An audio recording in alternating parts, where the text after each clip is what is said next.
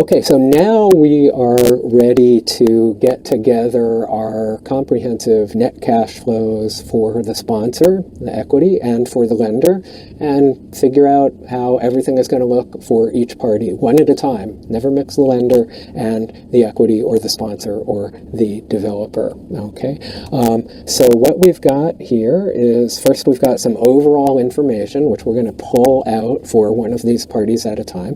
We know the total cost, that adds up to 3.8 million, and we know how much it is in each period. I've just got, I've hidden some columns in the spreadsheet here so I can show you everything conveniently on one page. Financing value added in the period, we know that's what the lender is going to allow to lend against, and the incremental loan draw is 60% in this case of above.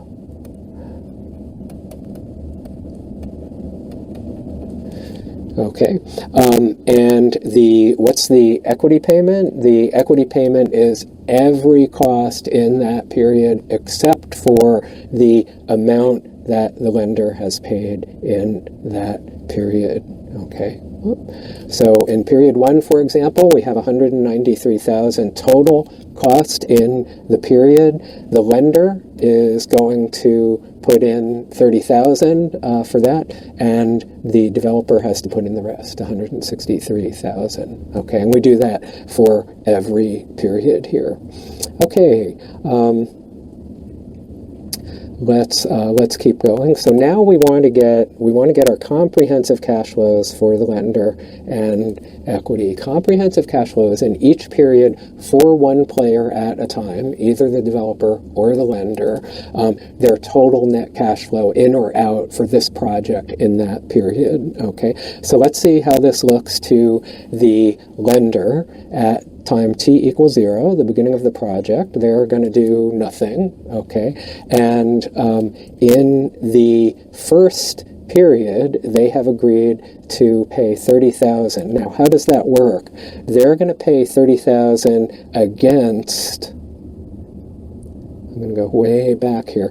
They're going to pay $30,000 against the $50,000 of the cost of the land. They're not going to lend that money until that $50,000 has been spent. So the way that it works is the developer goes out, spends $50,000 of their own money, okay, to buy this land, and then they prove that they own it, and then once the developer has seen that, they give them $30,000, okay? And the lending contract says, of course, if the developer goes bankrupt after that, all of the assets associated with this project go to the lender. So that would be the land. So the lender would have gotten a $50,000 piece of property for $30,000 if the developer flamed out right away. Okay, so that's how it works. And let's see here. Okay, and we just go through this month by month by month for the lender. We know the loan draw because we've computed that from the prior page. Okay, now we need to know for each of these loan draws, how much does it grow to at that 1% a month interest rate by when? By the time the developer has to pay it back. Okay, so this 33,470 is equal to what? It's equal to 30,000 times 1 plus 1% raised to the 11 for 11 months, okay? We need to compute that for each loan draw, and we need to add it up in the end, get the total, because that's what the developer is going to have to pay back, okay? The loan draw that they got plus the interest on that draw, okay? So you can see for month 11 here, this has grown very little because it just grows 1 month at 1% to get us to month 12, okay? And we can compute our back-end fee once we know the amount to be paid back. That's a percentage of the amount to be paid back. And so the total to be paid back is going to be the loan draws plus the interest on each loan draw plus the fee, or $2 million and change. And when's that going to be paid back? At the end of month 12. All right, so we just get all this sorted out for the lender, and now for every period, we add everything up carefully, okay, which in months 1 to 11 is simply the loan draws, okay? So they're going to be out. The lender is going to pay $30,000 in month 1. They're going to pay $154,000 in month 3, et cetera, et cetera. And then we get to month 12, okay? And they're not paying out anything, but what are they getting back? They're getting back in that month, they're getting back all of their loan draws plus interest on each one plus their back-end fees, and that adds up to $2 million. So that gives us our $2 million. So this line is very important because this line is what we use to compute IRRs and NPVs and things like that. IRRs for lenders, NPVs for developers. Now we do the same thing with the developer.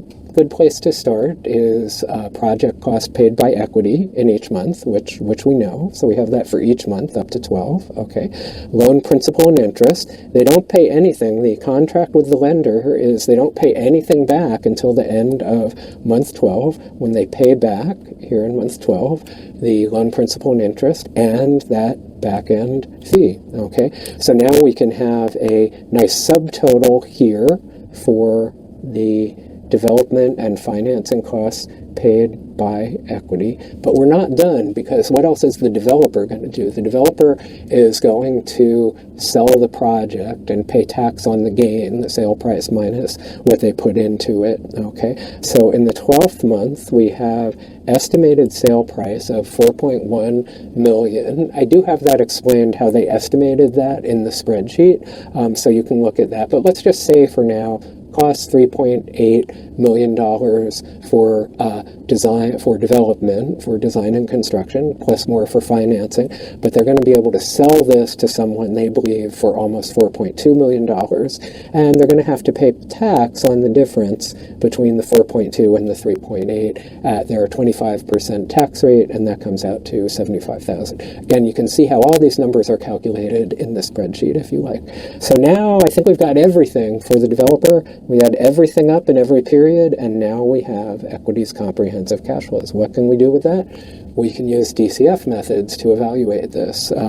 For equity, probably NPV. For the lender, we'll want to use for IRR. Okay.